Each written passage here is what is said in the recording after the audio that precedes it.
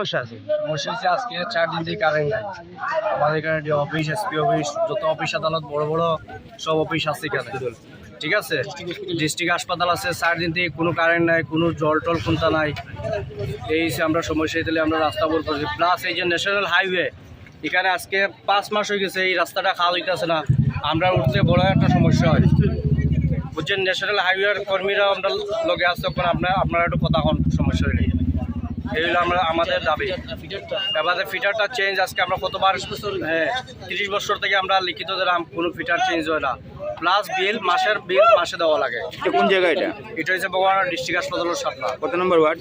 এটা হচ্ছে 7 নম্বর ওয়ার্ড।